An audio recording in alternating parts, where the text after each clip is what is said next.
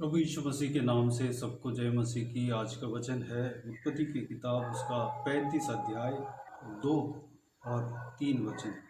तब याकूब ने अपने घराने से और उन सबसे भी जो उसके संग थे कहा, तुम्हारे बीच में जो पराये देवता हैं उन्हें निकाल फेंको और अपने अपने को शुद्ध करो और अपने वस्त्र बदल डालो और आओ हम यहाँ से निकलकर बेतेल को जाएं। वहाँ मैं परमेश्वर के लिए एक वेदी बनाऊंगा, जिसने संकट के दिन मेरी सुन ली और जिस मार्ग से मैं चलता था उसमें मेरे संग रहा। मेरे प्रियो, यहाँ पर याकूब के विषय में हम पढ़ते हैं। याकूब परमेश्वर के दास था। अब्राहम जो परमेश्वर के विश्वास योग्य दास था, उनका पोता याकूब यहाँ पर अपने लोगों को कुछ आदेश देते हुए देख सकते हैं। याकूब अपने पापा के घर से उनके आदेश के अनुसार, यानी कि अपने पिता और माता के आदेश के अनुसार मेसोपोटामिया देश में गया और 20 साल बाद अपने पूरे परिवार, अपने बच्चे, अपने नौकर नौकरानी और जितना भी धन संपत्ति थे, उन सारे धन संपत्ति, वो सारे विषय को, वो सारे चीज़ों को, वो सारे जितना भी मेसोपोटामिया में परमेश्वर के द्वारा मिला, सारे चीज़ों को वहाँ से लेकर आया। आते समय बेतेल नामक जगह पर पहुँचने से पहले अपने सारे घरानों को यह आज्ञा देता है कि तुम्हारे बीच में जो पराये देवता हैं उन्हें निकाल फेंको और अपने अपने को शुद्ध करो और अपने वस्त्र बदल डालो। मेरे प्रियो, बेतेल नामक जगह पे याकूब को दर्शन मिला हुआ था। जब वो मेसोपोटामिया देश की ओर जा रहा था, तब सोते समय उनको परमेश्वर दर्शन दिया और उस दर्शन में कहा कि मैं तुझे आशीष दूंगा, जिस जगह पर तू सर रख कर लेटा है उस जगह तुम्हें दूंगा। इस तरह की आशीष दिया और वापस आने के लिए भी वाचा दिया। वापस अपने पिता के घर में आएगा, वो वाचा भी उन्हें दिया। मेरे प्रियो, परमेश्वर ने जिस तरह आशीष दिया और वाचा दिया, ठीक उसी तरह 20 साल बाद पूरे परिवार के साथ दोबारा अपने पिता के घर लौट आया। मार्ग में जब बेतेल पहुंचने से पहले अपने लोगों से याकूब इस तरह बोलते हुए देख सकते हैं कि अपने सारे जो गंदा चीज़ है, अन्य देवताएं, यानी कि घिनौनी चीज़ है, पराये देवता है, निकाल फेंको और अपने अपने को शुद्ध करो और अपने वस्त्र बदल डालो। क्योंकि बेतेल में परमेश्वर को आराधना करने वाले हैं, क्योंकि बेतेल में एक बलि चढ़ाने के लिए एक वेदी बनाने वाले हैं और उस वेदी में परमेश्वर को बलि चढ़ाकर आराधना करने वाले हैं। आराधना करने से पहले अपने सारे गंदगी को, अपने जीवन में जितने भी गंदगी थे, सारे गंदगी को निकाल कर फेंकने के लिए याकूब अपने घराने से कहता है और अपने वस्त्र को धो डालने के लिए कहता है। और परमेश्वर के उपस्थिति में आराधना करने से पहले अपने हृदय को धोना है, अपने वस्त्र को धोना है, यानी कि अपने हृदय में कोई पाप नहीं होना चाहिए, अपने दिमाग में, हमारे सोच विचार में कोई पाप नहीं होना चाहिए। अगर पाप के साथ हम जाकर परमेश्वर को आराधना करते हैं तो परमेश्वर की ओर से आराधना में कमी पाया जाता है। हमें पवित्र हृदय के साथ परमेश्वर के उपस्थिति में जाना चाहिए। परमेश्वर वाचा जो दिया, उस वाचा को पूरा करने वाला परमेश्वर है। परमेश्वर जो आशीष का वाचा दिया है, उस आशीष का वाचा को पूरा करने वाला परमेश्वर है। यहाँ पर याकूब को जिस तरह परमेश्वर ने वाचा दिया, उस वाचा को भी पूरा करते हुए इस अध्याय में हम देख सकते हैं जो भी वाचा दिया है, जो भी आशीषें देने के लिए वाचा दिया है, सारे बातों को पूरा करते हुए यहाँ पर पूरा होते हुए हम देख सकते हैं मेरे प्रियो। यहाँ पर याकूब अपने घराने को आदेश देता है कि अपने अपने जीवन में अपने अपने पास जो भी परमेश्वर के खिलाफ घिनौनी काम है उसको दूर करें, वस्त्र को धोए और अपने आप को पवित्र रखें।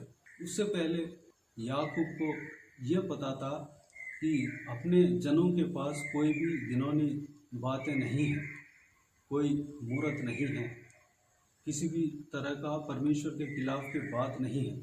फिर भी याकूब ने कहा सारी चीज़ों को जो परमेश्वर के खिलाफ है दूर करो। यानी कि याकूब के जनों को जांचना था कि मेरे पास परमेश्वर के खिलाफ की कोई बात है तो नहीं। उस तरह की जांच करके अपने आप को जांच के अपने पास जो भी अगर परमेश्वर के खिलाफ अगर बात हो तो ढूंढ करके उस चीज़ को हटाना ज़रूरी था, तब जाकर परमेश्वर को आराधना कर सकते थे। इस तरह की याकूब यहाँ पर आदेश देते हुए अपने घरानों को आज्ञा देते हुए हम देख सकते हैं। हमारे जीवन में हो सकता है हम ये जानते होंगे कि मेरे अंदर कोई कमी नहीं है, लेकिन कमी हो सकता है, हमारे अंदर कमी हो सकता है, उसको जांचना है। परमेश्वर की उपस्थिति में जाकर मेरे अंदर क्या कमी है, मेरे अंदर परमेश्वर के खिलाफ बातें अगर कुछ है तो नहीं, उस तरह की हमें जांचना है। और जब हम वचन पढ़ते हैं तो हमारा हृदय जो है, हमारा सोच विचार किस तरह का है वह हमारे आंखों के सामने आ जाता है। हम किस जगह पे खड़े हैं इस बात को हम जान सकते हैं। हमारे अंदर पवित्रता कितना है उस बात को हम जान सकते हैं।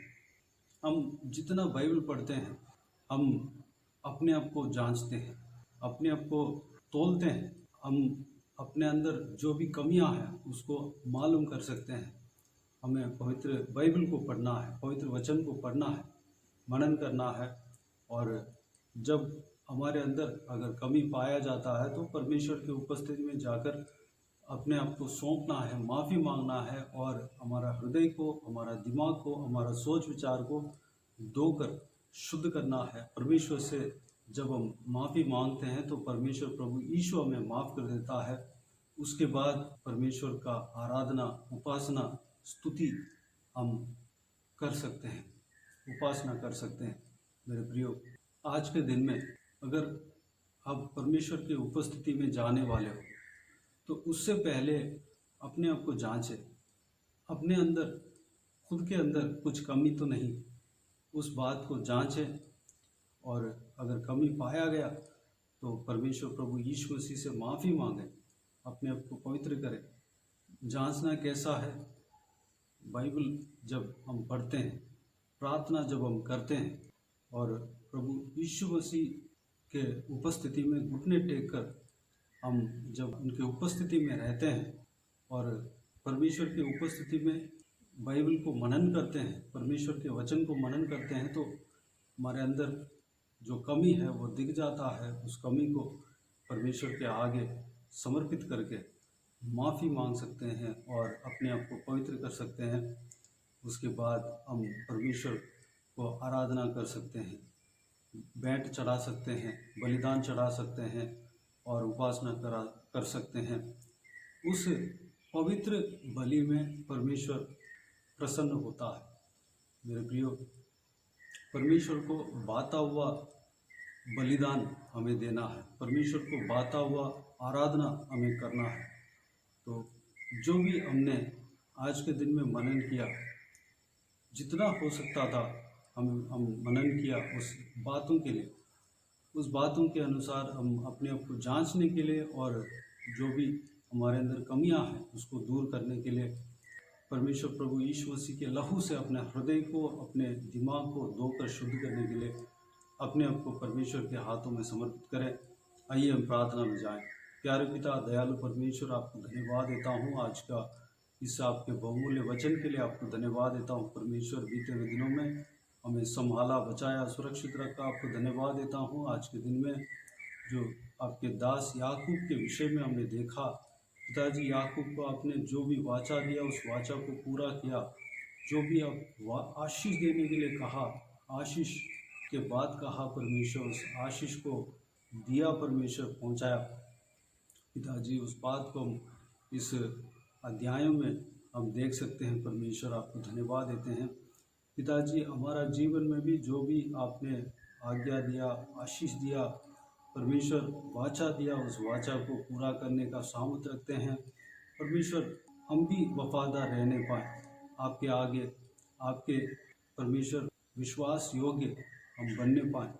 हम आपके उपस्थिति में आने से पहले, आपको आराधना करने से पहले, आपको उपासना करने से पहले हम अपने आप को जांचने पाएँ और हमारे अंदर जो भी कमी है उसको आपके उपस्थिति में रख कर, आपको बताकर हम माफ़ी मांगने पाएँ और हम अपने आप को आपके लहू से शुद्ध कर लेने पाएँ, आपसे हम पवित्र बन जाने पाएँ। परमेश्वर आपके वचन को जब हम पढ़ते हैं, आपसे जब हम प्रार्थना करते हैं, आपके उपस्थिति में हम बने रहते हैं, तो हम अपने आप को जांचते हैं।